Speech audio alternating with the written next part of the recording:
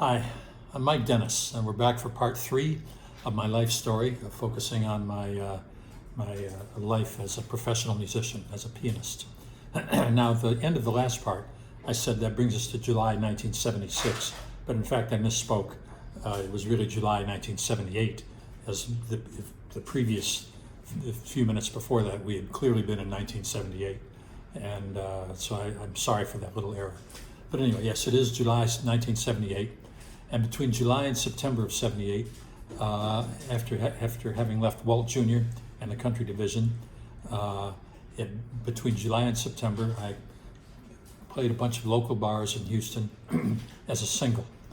And again, I wasn't a very good singer, but I was trying to sing and play piano, and I got by in a few of these places, but I just knew that I was going nowhere as a single.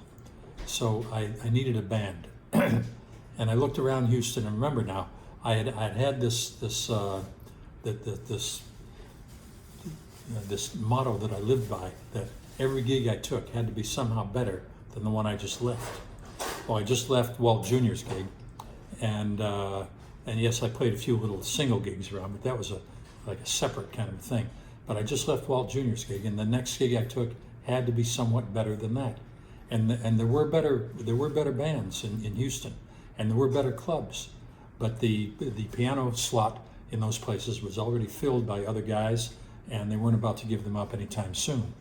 So I was faced with the fact that there were no better gigs. I could have made a lateral move here and there, but instead I left town. I packed up my stuff and left town. And I didn't even really know where I was going. I know, this really sounds strange, but I got into my van, I packed my stuff in my van, and I thought I would go to St. Louis. I have a friend living in St. Louis. I knew he would put me up until I found my own place. And also, there was a guy named Nick Nixon, who was a country singer at that time, kind of a lower level recording artist, but he was a good singer. And I knew he had a band, and he performed regularly in the St. Louis area. So I thought perhaps I could hook up with him, because that would have been going to a new town where I didn't know anybody, and hooking up with a guy who was in fact a recording artist. So that would have been a move up from Walt Jr. Well, I headed out for St. Louis, and I got as far as Memphis, and night was falling.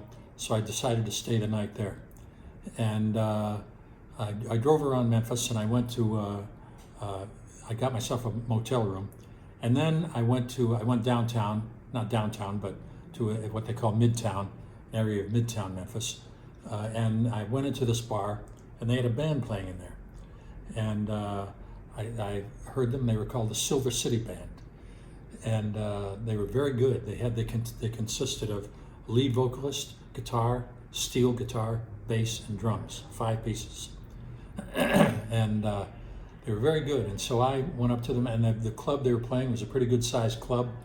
And they were playing progressive country, they were playing originals, and they were playing some country music as well.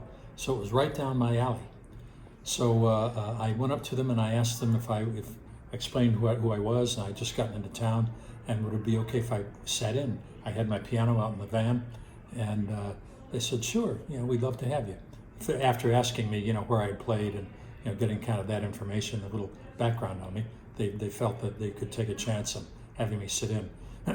So I moved my piano in, and I was playing a Yamaha Electric Grand at the time, the big thing. It came in 2 pieces, gigantic road cases. I mean, a really intimidating looking instrument. And a Yamaha Electric Grand, I set it up, and I sat in with them for a couple of sets, and it went pretty well. The songs that they played that I didn't know, like some of their originals, I was able to follow by watching the guitar player, and so the whole thing went pretty well by and large. So after the gig, they wound up asking me if I wanted to join them permanently, which I thought was a great compliment, because here was this band, Silver City. It turned out they had a record on Columbia, one of the 4 major labels. And they had a record out, a single in Columbia. They were planning a tour. They were planning an album. I mean, they had a bright future in front of them. And they asked me if I wanted to join them. So I said, yeah, you're damn right. So I wound up getting myself an apartment in Memphis, a couple blocks down from the club where they were playing. They were playing there, I think, 5 nights a week, plus they could take off whenever they want to go play other places. And so I played with them September 78 through February of 79. Then in February of 79, somewhere along there, Tony Joe White came in to hear the band. And Tony Joe White, if you don't know who he was, may he rest in peace, he was probably one of the most soulful singer-songwriters who ever lived. He was from Louisiana, and he had a record. He wrote and recorded the original version of Polk Salad Annie. And then he also wrote and recorded Rainy Night in Georgia and many, many, many others over the years. And he was just a great, great singer-songwriter. Played his own guitar. And in fact, the first time I ever saw him was on American Bandstand. On American Bandstand, everybody lip-synced their tunes. I don't care who you were, you lip-synced. But he didn't. He didn't have a band, he didn't have anything. He just himself and a guitar, and he just playing, and singing live on American Bandstand. That was my introduction to him years earlier. Well, anyway, now in 1979, early 1979, he comes in to hear the Silver City Band, and maybe a couple weeks later, he gives me a call wanting to know if I wanted to join his band. He's getting his band back together, getting a band back together, and setting up a tour and hopefully a new record deal. Because by this time he was sort of forgotten, and he didn't have a record deal, and he wasn't really doing anything. But he asked me if I wanted to join him, and the guys he had with him were Bob Ray and Jeff Hale. Bob Ray on bass and Jeff Hale on drums. Jeff was a great drummer. I mean, a great solid drummer. I mean, you don't get any more solid than this guy. Like you could stab him with a knife and he wouldn't break the tempo. And Bob Ray was a great bass player who played in Muscle Shoals, Alabama, in the recording studios. Muscle Shoals, for those of you who don't know, is a town in North Alabama where they had a couple of recording studios there. They got great sound that recording artists wanted to get in their records, and they recorded. It became known as the center of all disco music. They recorded a lot of disco tunes there. A lot of other people recorded in Muscle Shoals. And they had these studio musicians that were just top-notch, top monster players at every position in Muscle Shoals. And so Bob Ray was the bass player from Muscle Shoals. Now, Tony Joe White, I don't know how he did it, but he got him to join his band and leave Muscle Shoals. So that should say something about Tony Joe, that a guy like Bob Ray would desert Muscle Shoals for him.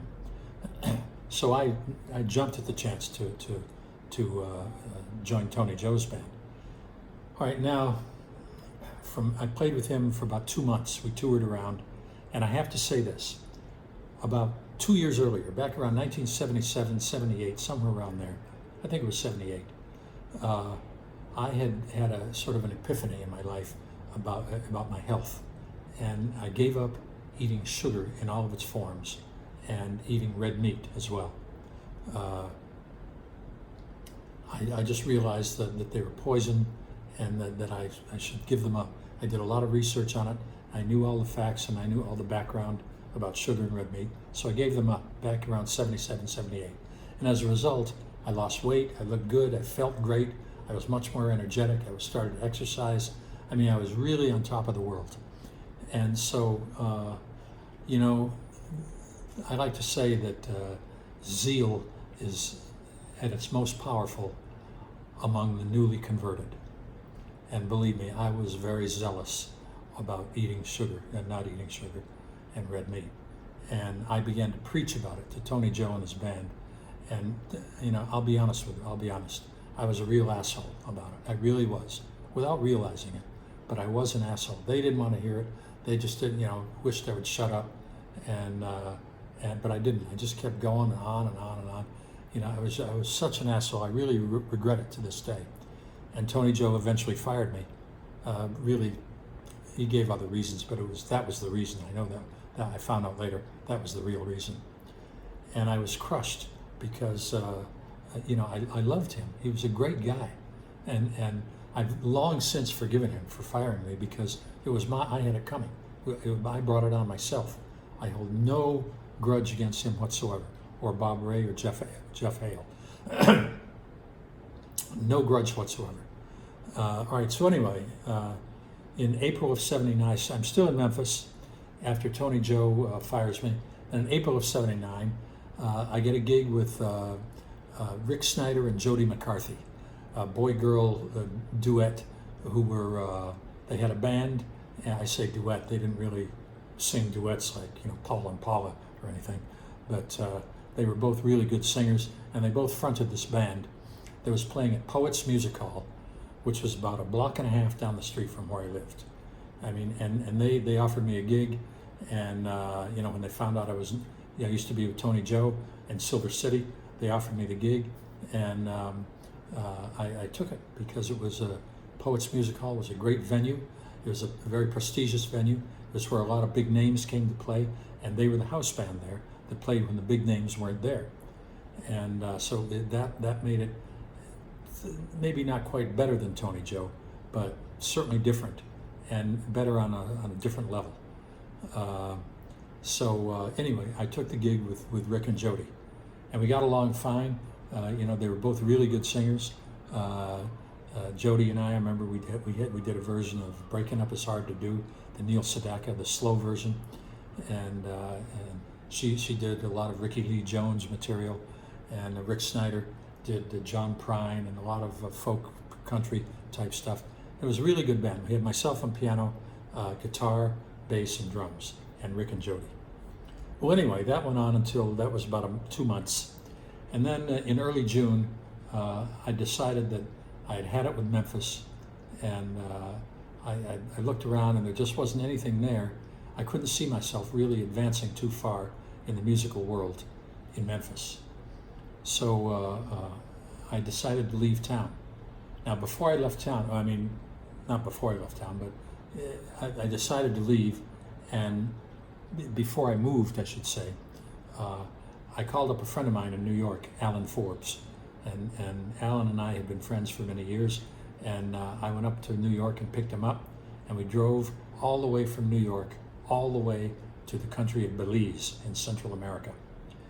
And because Belize at that time was not the big tourist hotspot or expat hotspot that it is now. I mean, nobody went to Belize for any reason whatsoever. Nobody.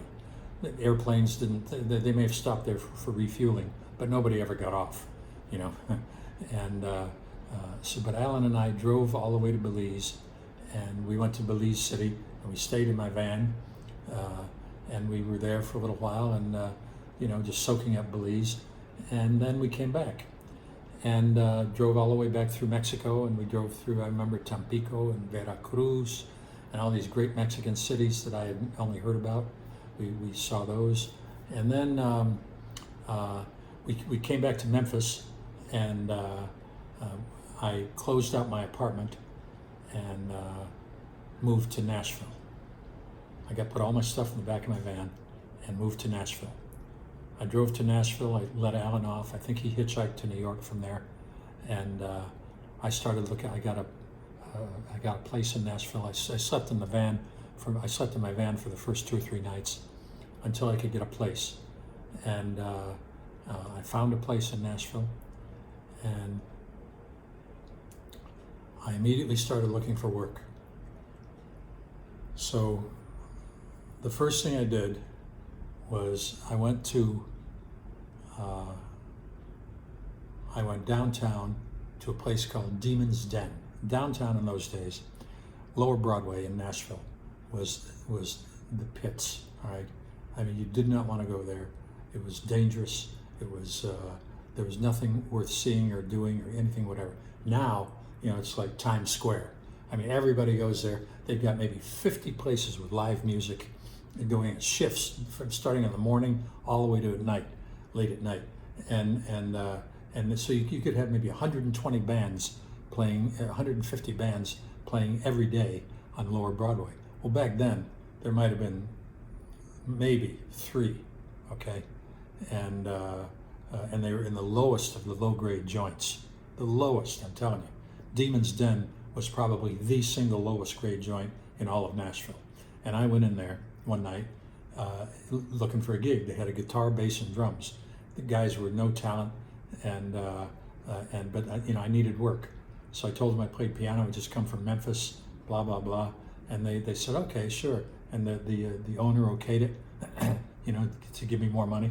I mean, to pay more money so that I could be paid equally with what they were making, and so we started playing, and I played there for I don't know, a few. I think I was there 3 or 4 nights a week, and on my off nights, of course I had no plans, I had no intention of staying there at Demon's Den, but I had to make income.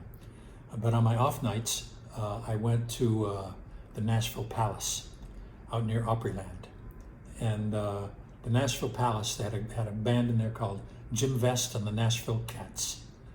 And the Nashville Cats consisted of these guys who were all session musician players who played recording sessions during the day, and then they played at the Nashville Palace at night. And I went in there and sat down and listened to them for about an hour, and I knew every song they played. Of course, it was all country. No progressive, no Tony Joe White stuff, all straight radio country. But I knew every song they played thanks to my 2 years with Walt Jr. and the country division. This is what Walt Jr. and the country division groomed me for, was being able to play that kind of music and to have the confidence that I could come to Nashville and play that kind of music. It's pure country. So anyway, I went up to Jim Vest, who was the leader of the band. He was a steel player. It was Jim Vest on steel, Cliff Parker on lead guitar, Jack Leonard was the frontman singer, played bass, Tommy Williams on fiddle, and Jan Jones, may he rest in peace, on drums. And I asked Jim Vest if it was okay if I sat in. I said, I'm brand new in town. I got in from Memphis, but I came here from Houston. And I said, I know I'm able to play every song I've heard you guys play so far, so I think I can slide in. So he said, okay. And I tried to be not too braggadocious about it. I tried to be very low key, because these Nashville guys are all, if nothing, they are low key, okay? You can't come on strong with them. You have to soft pedal the whole thing in order to get through. And that's what I did. So Jim said, okay, but I can't promise you take any solos or anything like that. And I knew what he was saying. He wanted to make sure I could play before he allowed me to really play, just make sure I could keep time and play the chords and all that kind of stuff. So I said, okay. So I go over and I sit down at the piano. Now, they don't turn around. It's not like with most bands where the front man turns around and says, okay, let's do such and such, and Mike, this is in the key of G, No. they just kick it off. The guitar player just kicks it off, and everybody they know by the intro what the song is, and they all come in perfectly, and that's what I had to do, is trial by fire. I mean, I didn't even know what the song was, much less the key, but I knew the key by looking at the guitar player, seeing what chords he was playing, and so I quickly snapped to their way of doing things, and I really started paying attention at the beginning of each song, to see if I could figure out what the song was before the whole band came in, figure it out from the intro. And I was able to fill in quite nicely, and Jim commented at the end of the night, he said, you did a good job, Mike. I said, is it okay if I come back tomorrow night? Sit in. He said, yeah, sure. So long story short, I came in, I was with Demon's Den for 2 or 3 weeks, and every night on my off night, I would come in and sit in with the Nashville Cats. And sitting in with them really was like going to school. It was like a scholarship in country music, playing country music, because these guys, they knew all the licks on the record. They played a lot of them on the records. They played on a lot of these records. They knew everything. They were just walking music encyclopedias, every one of them. And so anyway, along about August '79, about a month later, I get a call from a guy named Denny DeMarco. And Denny identified himself as the road manager for Rex Allen Jr. Rex Allen Jr. at the time was a country artist. He was a recording artist. He had some hits out. He wasn't like on the same level as Merle Haggard, up at the very top, Ray Price, but he was at the second level. He was an excellent singer, and he was going places. So Denny said that Bobby Seymour had given him my number. Now Bobby Seymour was a steel player who used to come in and sit in for Jim Vest and the Nashville Cats. When Jim maybe had a late night recording session, Jim would call Bobby. Bobby would come in and sit in, and so I got to know Bobby a few times when I was sitting in while Bobby was sitting in with the Cats, right? So Bobby had given Denny DeMarco my phone number. I hope you're following all this because there's going to be a test on it later. Now, Bobby had given Denny DeMarco my phone number, my name and phone number, and Denny calls me one night in August of '79, wants to know if I'm interested in auditioning for Rex Allen Jr. because they had just lost their piano player and they needed a piano player. They're getting ready to go out on tour again, and they need somebody right away. So I said, yeah. So he said, all right, come on over to, I forget, somebody's house. I think it was Rex's house. Come on over to Rex's house and the band will be there and we'll let you audition. And I met with Denny like the next day, and he gave me a cassette of some of Rex's songs to learn. So I learned them, and then a couple days later, I went for the audition. I passed the audition, they all liked me, and I joined the band. Now I have to say at this point, Rex Allen Jr. was a great singer, is a great singer, and is a great guy. He was very easygoing, very friendly, always ready with a smile and a laugh. I mean, not uptight in the least, okay? A really good guy. And the band consisted of myself on piano, Denny DeMarco on drums, Bill McCullough on bass, and Joe Holcomb Bill McCullough on guitar, and Joe Holcomb on bass. Now, Joe, Bill, and Denny, the three of them, were all from Rochester, Indiana. And Rex had picked them up en masse as a band, a backup band, when he was playing up there somewhere, I forget. Anyway, he heard them, they sang together, they had beautiful harmonies, the three of them, beautiful harmonies, and Rex needed those harmonies for his songs like, Cool Water, and a lot of the country songs that he did, a lot of the Western songs that he did, those Sons of the Pioneers harmonies, they had those all down totally. So Rex picked them up as a unit and carried them with him.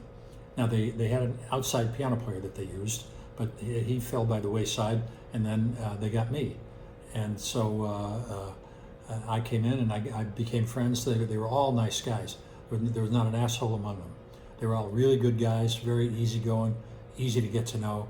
And we started out on the road the following, I think, 3-4 days later. And with their first two dates were in Belcourt, North Dakota, and Wolf Point, Montana. Right, now these were not exactly, like playing the Hollywood Bowl and the, LA Coliseum, right? But I mean, the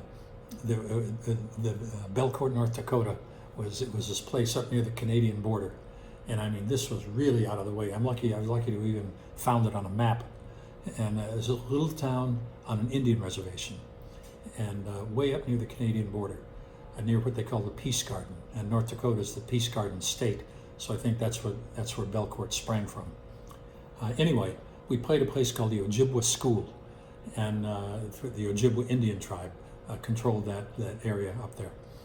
And so we got there that night. Well, we got there that day. We set up, went back to the hotel, came back. We were supposed to start 8 o'clock. Got back there around 7:30, and we were set up in the gym. And there's nobody in the gym. Nobody, no crowd, no ushers, nothing. And so we figured, all right, well, they'll show up. 7:45 rolls around, nobody there. We turn our equipment on, do a little sound check, still nobody. 8 o'clock rolls around, nobody there, right? And this is Rex Allen Jr. I could see if it was me, but it's Rex Allen Jr., who's he had hit records out, and he had one out at the time, and there was nobody there. So we turned to the promoter who was standing backstage, and he said, go ahead, play. And Rex says, yeah, but there's nobody here. And the promoter says, oh, they're there. You just can't see them.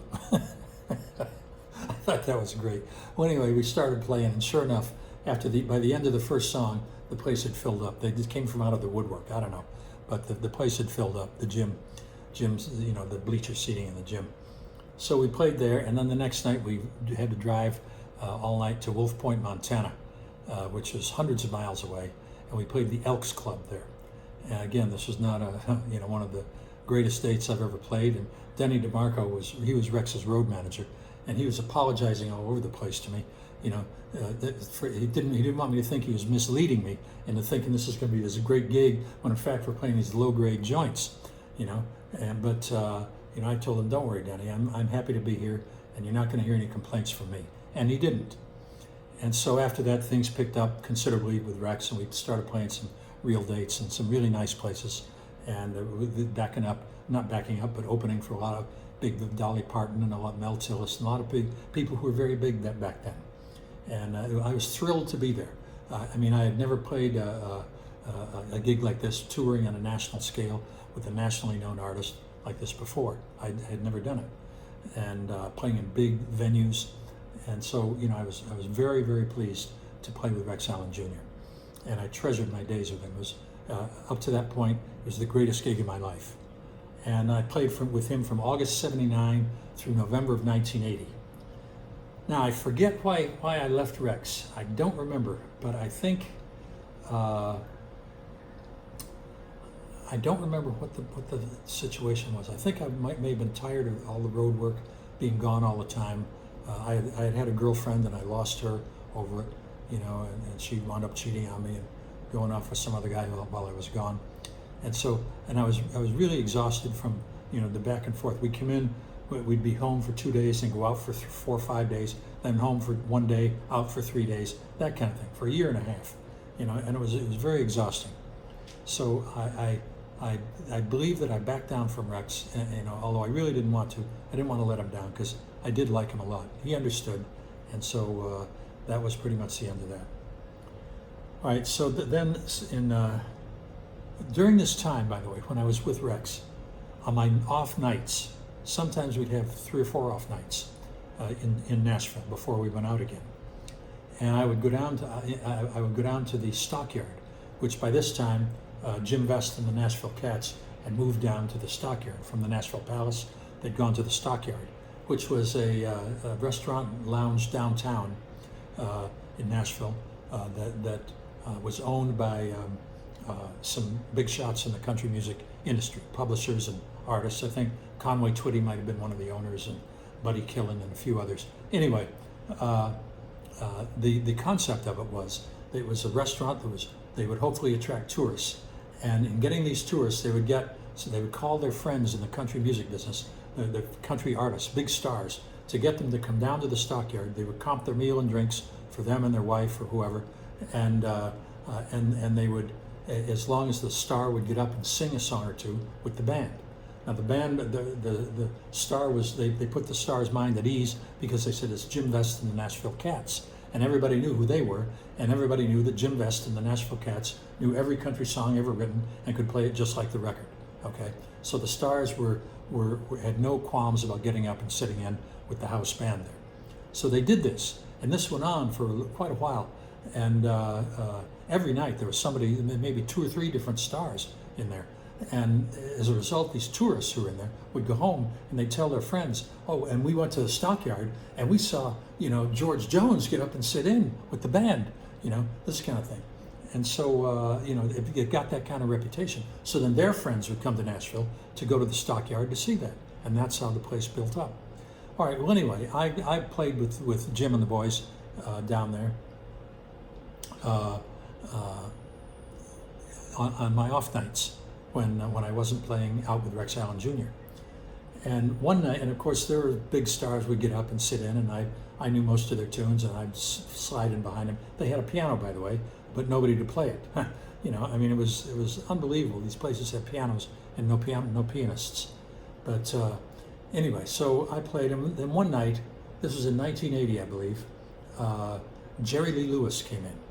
Now Jerry Lee Lewis had just been in the hospital for months. He had a major stomach ailment, and he was looking in the death in the eyes for months. They didn't know if he was going to live. They really didn't, and they finally brought him back to life, and after several months in the hospital, they released him and they said, now Jerry, you got to go straight home and get some rest, right? Do not smoke, do not drink, do not do anything but get rest and drink plenty of fluids. So he said, okay, and his friends came to pick him up. Well, knowing Jerry Lee Lewis, you know what he did. Instead of going home, he went straight to the stockyard with his friends and immediately started smoking cigars and drinking whiskey. I mean, the guy's his own worst enemy. But anyway, so we asked him if he wanted to get up, and he said, sure, man, and he gets up, and once he stood up, I could see that he was really frail. He looked like he was already dead, to tell you the truth. He looked like he weighed less than 100 pounds. His cheeks were sunken, his eyes were hollow, his shoulders. He didn't have much weight on him at all. He looked terrible. So I get up from the piano, and he said, no, man, you stay there, because he was too weak to play, right? But his voice was still strong, so he could sing. So we played, for about 20 minutes with him standing up there singing. We did all of his hits, and about halfway through, I said, hey, Jerry, let's do You Win Again, which was a song that he had, the flip side of Great Balls of Fire. But it turned out to be a little country hit of its own. And it was an old Hank Williams tune that he recorded, You Win Again. And he said, you know the solo in it? And the piano solos like that. And I knew the whole solo. And I said, yeah. So he said, okay. So I kicked it off, and again, there's a piano intro and piano, all that stuff all the way through. And Jerry sang the song with beautiful, clear voice. And when the song was over, he said, Dan, I don't think I could have played that any better myself. And I was high as a kite. Jerry Lee Lewis telling me that, I mean, that was a wonderful compliment, and so I was really, really pleased with that, really grateful to him for saying that. Well, anyway, so then after 20 minutes or so, he gets down, and the night goes on, and I go home, and I don't think anything of anything, right? Because, yes, Jerry Lee Lewis saying that was nice, but he was just one more famous person to get up at the stockyard that I backed up while sitting in with the Nashville Cats. And however, when I got home, it really hit me that there are perhaps very few people. In fact, I may be the only person ever to play piano behind Jerry Lee Lewis.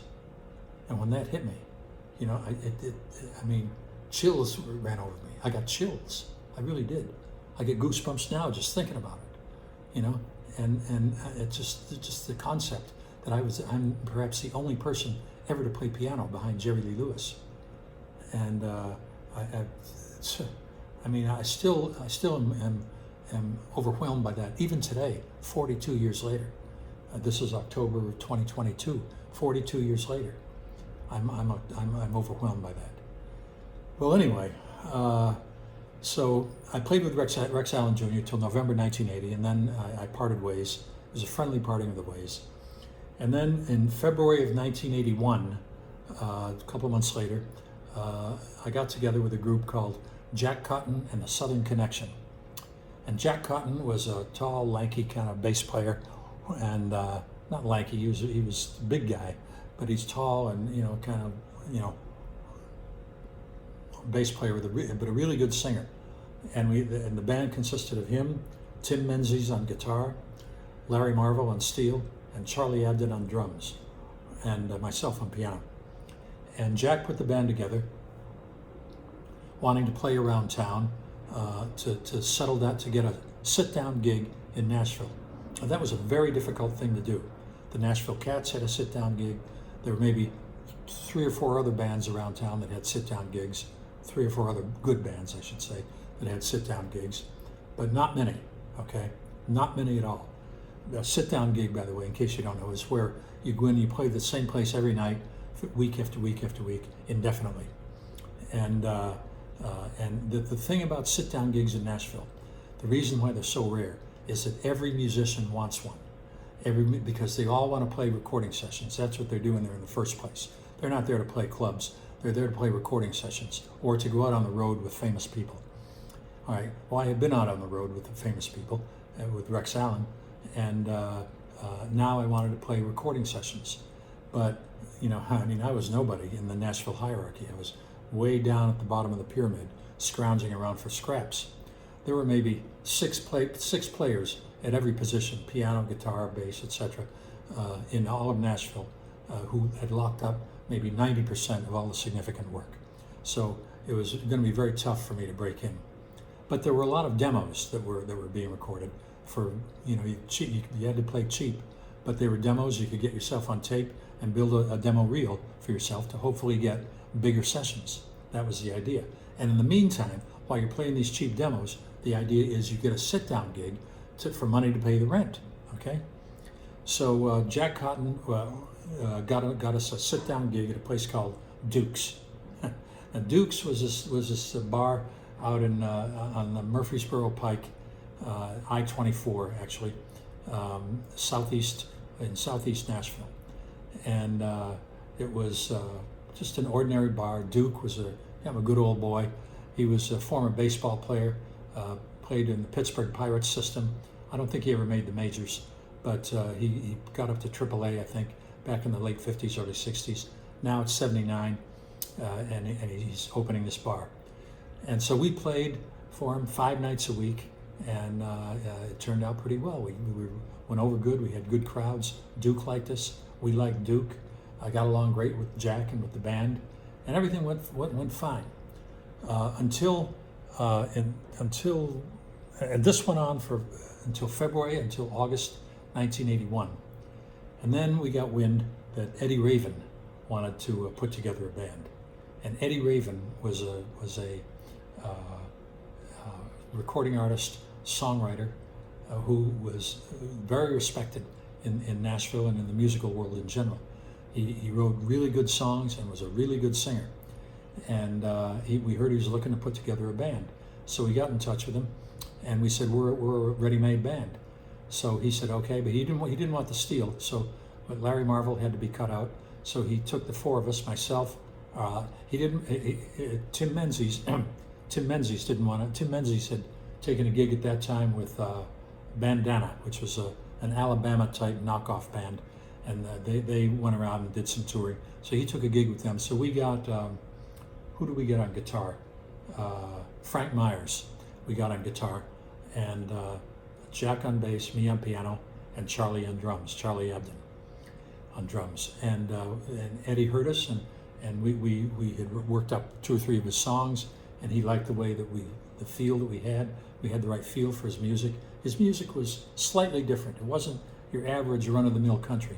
It was just slightly different. The rhythms were just a little bit different. The tempos were a little different. The chord progressions were a little bit different, just different enough to distinguish him, to differentiate him from the mass of other country singers in Nashville at that time. All right, so we went out with Eddie in September of 1981 through January of 1982. Now, I have to say, Eddie Raven was a kind of a strange guy. He was hard to get to know. He was pretty tight-lipped. If you could get him to talk about himself, which wasn't very often, you found out what little you could about him. And, he lived in a nice house. He had a wife and son. They lived out in the outside of Nashville. And, but he was just a strange cat. He was not exactly what I would call friendly. He wasn't unfriendly, but he wasn't really friendly. Like Rex Allen Jr. was friendly, always had a smile, ready for a handshake, a joke, anything at all. He was always ready to be your friend. Eddie, not so much. All right, well, anyway, in January of 1982, some 5 or 6 months later, I was fired from Eddie's band. He accused me of stealing money out of the merchandise, the selling t-shirts and records and that kind of thing, tapes. He accused me of stealing money. And, the last thing I needed was to steal a few bucks out of Eddie Raven's merchandise kit, because I didn't need the money. I was making good money as it was.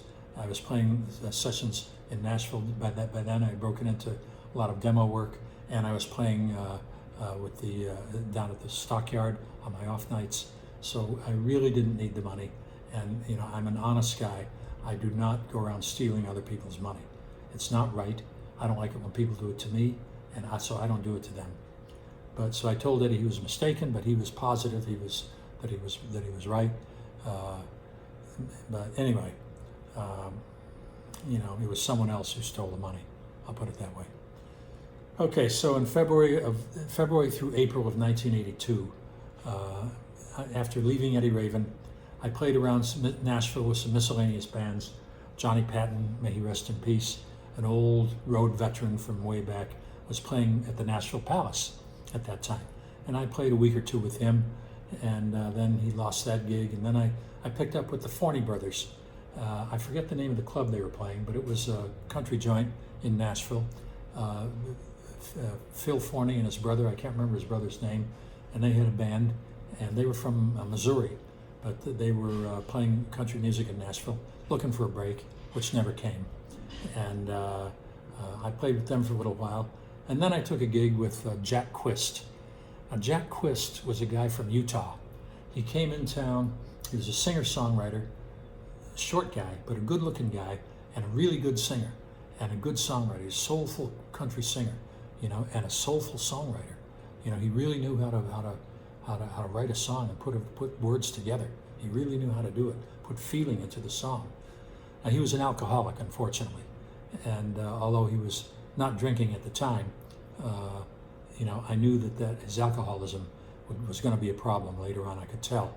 So I left him, and along about, I don't know, somewhere in there, 1982, I took up with Sherry Matthews. Sherry Matthews was this girl singer in town who wanted desperately to have a record deal. She was married. Her husband, Ken, was an older guy. Sherry was about 25. Ken was in his 40s. And Sherry was a good girl. She was a good singer, and she needed somebody to accompany her at her home to prepare her for doing a demo. So toward the last few months of 1982 and the first few months of 1983, I worked with Sherry and did recording sessions at the same time. And Sherry was paying me for each time that I went over there. So it worked out pretty well. I mean, I was doing all right money-wise. I wasn't getting rich, but I was managing to support myself in Nashville by playing music, which, let me tell you, right here and now, very few people can do. I don't know how it is now, but at the time, it was very tough for a musician to support himself by only playing music. And this is another thing I have to say. During all the years that I played music, and there were all the decades that I played, I never held another job in any other. Once I became a professional musician, I never held another job in any other line of work. All right, so anyway, Sherry, I accompanied her, and we worked up a few tunes, and she took my input, was very gracious about it, very nice girl. And then I went in and we did her demo, and she let me produce her demo. And I thought that was very nice of her to do that. Well, this is my first time at producing, but I had been in enough sessions where I kind of knew what producing was all about. So I just did I followed my instincts, and the demo came out perfect. And I hired the musicians. I coordinated with the sound engineer, and we did the demo. And then I got it mastered, and I gave her a copy of the master tape, and as well as some cassettes that she could pass around to record companies or wherever she wanted to do with them. All right, so anyway, around March of 1983, I started playing. I'm still doing Sherry Matthews, right? But around. No, wait a minute. Let me back up. Sherry Matthews. Yeah, was in April of 1982. I forgot to mention this. I'm sorry. After Eddie Raven, I put a band together, and we got a gig at an after-hours late-night place called Tommy's in Nashville. It was upstairs in a strip center, and it had no sign out front, of course, because it was illegal. But Tommy had paid off the right people, and he was allowed to operate, and I got the band together for this great gig at Tommy's. We played every night from 2:30 a.m. to 6:30, and the idea was that it would be for the bartenders, waitresses, musicians, late night people who wanted a place to go after hours. And so we told all our friends about it, and they all showed up, and it was a great opening. And we wound up having great crowds pretty much the whole time through. I was there with from April 1982 to January 1983, almost an entire year, 5 nights a week, starting at 2:30 in the morning until 6:30 in the morning. And this was the band, by the way. Let me tell you, myself on piano, Rod Ham on bass. Rod was a great bass player and a beautiful singer. He had a voice that was like velvet, really, really beautiful singer. Ray Cobb on guitar. Ray was a monster guitar player, also a monster piano player. He was blind, but he was just a fantastic musician and a great singer, a soulful singer. He had music all through his being. You could tell he was like Stevie Wonder, So Ray Cobb on guitar, Sid Hudson on steel guitar. Sid's first instrument was lead guitar, but we had Ray on lead guitar. We wanted to keep Ray because he sang. Sid moved over to steel. Sid was a world-class guitar player, but he was also a world-class steel player. And he was just a great steel player. Paul Cook on drums. They don't come any better than Paul Cook. Let me tell you, he played with Jerry Reed. And if you know Jerry Reed, you know that Jerry was most exacting with his musicians. You had to be on top of everything. You had to be great, or you didn't get to play with Jerry Reed. And Paul Cook was one of the greatest drummers ever to come out of Nashville. And that was the band, and then me on piano. And I was by far the worst player in the band. And that's the way I wanted it, because I wanted to be able to learn from these other great musicians, and absorb what they were doing and become better myself. And I did that. From April '82 to January '83, I played with those great musicians at Tommy's. Now that was after hours. During regular hours, I was playing. I picked up gigs here and there. I played with Jimmy Young, a local guy. He played in a little motel there, a little band in a motel. I subbed with him whenever he needed a piano player. I played again with the Forney brothers, periodically, and then Don Kelly. I played with him. Now Don Kelly was a guy. He was a bass player and guitar player both, but he was most noted for being a great band leader. He had a band that played at the Stagecoach Lounge in Nashville, and the Stagecoach was basically your typical country beer joint. It was pretty good size. They could get a lot of people in there. Don played there with. He had his band himself on bass. He had Brent Mason on guitar, David Byrd on piano, and Artie Linikoff on drums. Brent Mason, at the time, had just gotten into town, and he was unknown yet. But he went on to be one of the great, and is still today, one of the great session guitar players of Nashville. First call guitar player. He may even be the greatest guitar player in Nashville right now. And at the time he was great, but nobody ever heard of him. And Don on bass. Don was a great bass player and a really good singer, really good singer and frontman. But like I say, his strength was band leading. And then David Byrd, smoking piano player, David Byrd. And but David was married to Mary Lou Turner, who was a country singer who would go out on tour every once in a while, and sometimes David would go with her, or sometimes David would have a nighttime recording session, and when those happened, Don would call me to come sub for David. And then Artie Linikoff on drums. Artie was as steady as they come, never dropped the beat, and he was perfect for the Don Kelly band, perfect drummer, and he was with Don for, 20, 30 years. Starting then, and he wasn't a veteran then, he was just starting out then with Don. But Don was a great guy. He and I became very good friends. We'd go out, we'd hang out during the day together sometimes, and he'd call me for all of his gigs. Whenever he needed a piano player, he would always call me. And for that, I'm eternally grateful, because not only did I make money, but I got to meet a lot of other players, and I learned a lot from watching Don work. And he's anybody who wants to lead a band should go watch. Or he's retired now, but they should have watched Don Kelly work back in the day. All right. So anyway, so that I played with Homegrown. That was the band from April 1982 to January '83, after hours in Tommy's. Then February to March 1983, I started playing in Bowling Green, Kentucky.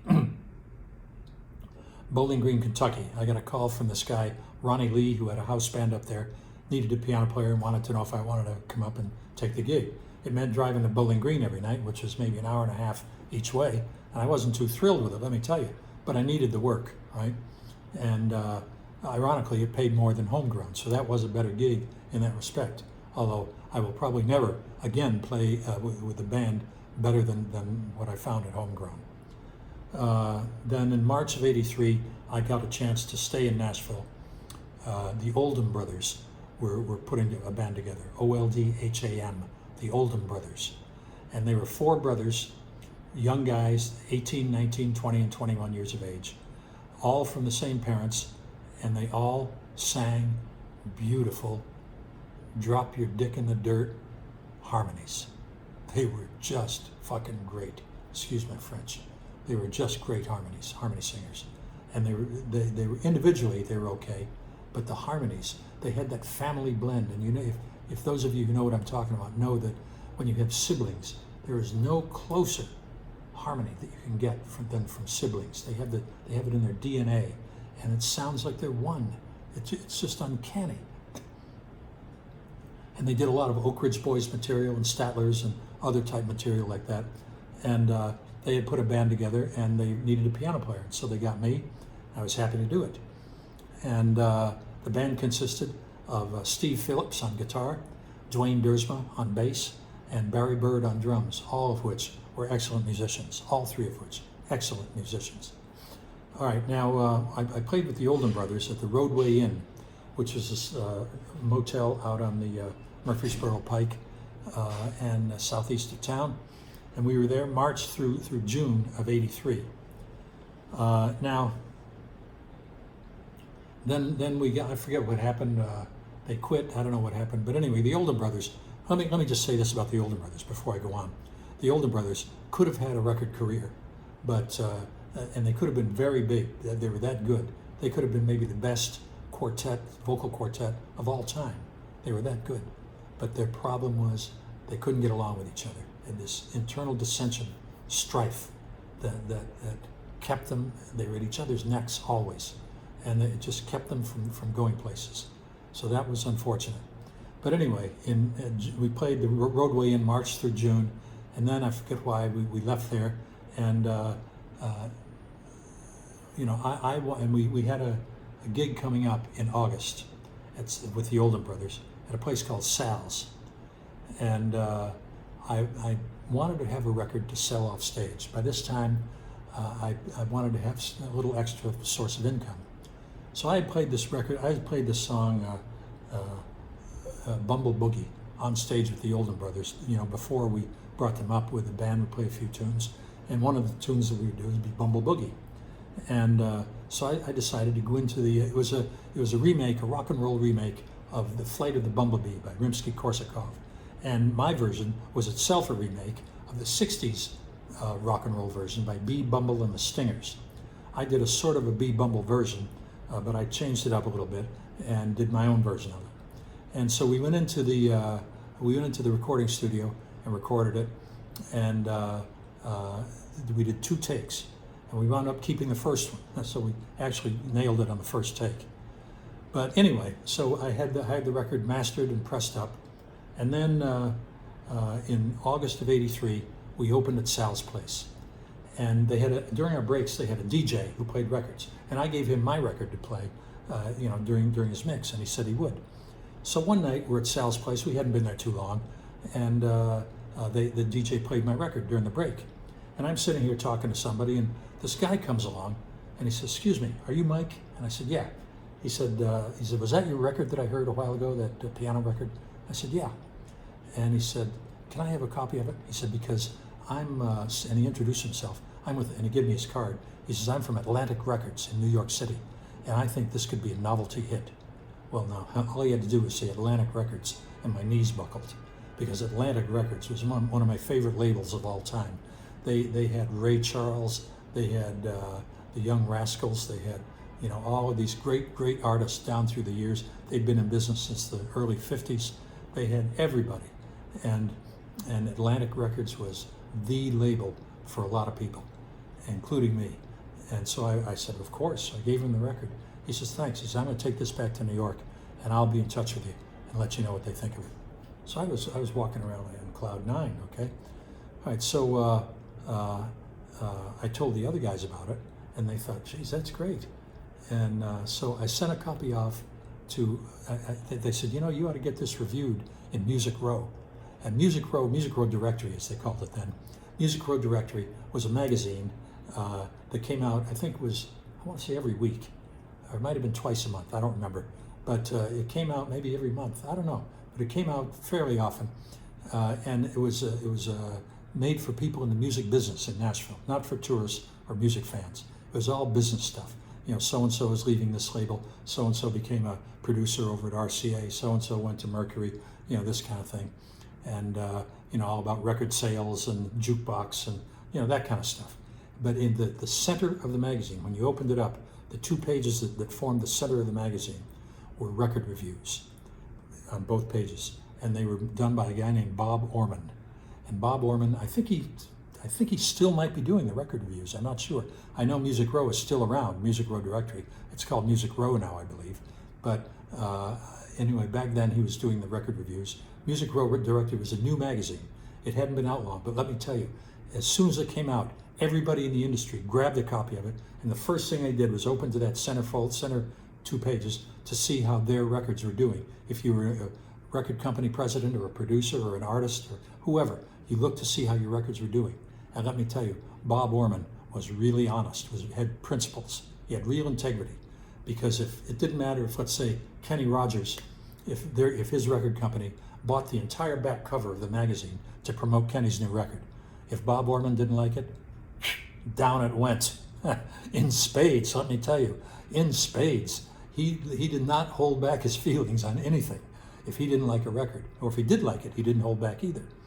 So I sent a copy to Bob Orman, and you know, in all of these, looking at the magazine, it's all these major label people that are getting these reviews. And I said to Dwayne, the bass player, I said, you know, he's never going to review this because who am I? I'm just some guy in a bullshit custom record, which is what they called local records at that time, custom records, where you went and you paid for the session yourself, and then pressed up the copies yourself on your own label. That was a custom record, which is what I did. And so I said, he's never going to bother with custom records. But, you know, Dwayne urged me to go on and send it in anyway. So I did. And sending in that record to Bob Orman kicked off an entire story that is sometimes too incredible to be believed. But it really happened. And we'll get to it in the next segment.